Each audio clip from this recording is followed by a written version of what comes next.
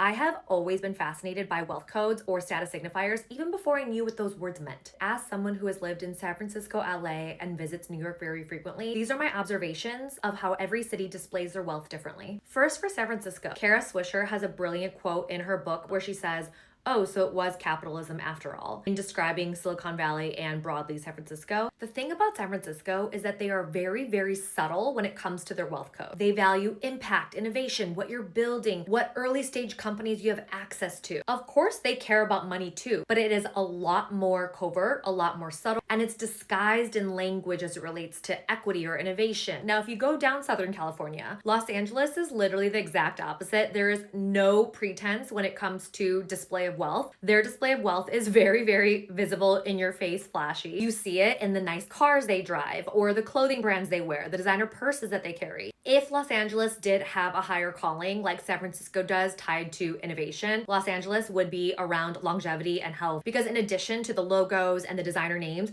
you'll also see it in the aesthetic culture. Aesthetic culture is very, very expensive. But in LA, people are paying top dollar for the wellness clubs and the plastic surgery and the different injections. When I lived in the Bay, I kind of judged the flashiness and the covert materialism of Los Angeles. But now that I'm here and I'm like seeped in the culture, I almost respect it. Like, I just respect the ownership of it. There's no need to dress it up in different language. We're just like, this is what we care about. New York is different than San Francisco or LA in that it's not even about what you can buy. It's about even having access to be able to buy it at all. New York is about invitations to private membership clubs, very exclusive Hamptons houses, or getting the most impossible dinner reservations at the new hottest spot. Of course, they care about materialistic things just like any other city, but where you really see the wealth code is in the access. One hypothesis might be because New York is such a dense population, a dense city, it can't really be about ownership. It's really about having access. Let me know what you think. Let me know what I got wrong, and if you want me to do another city.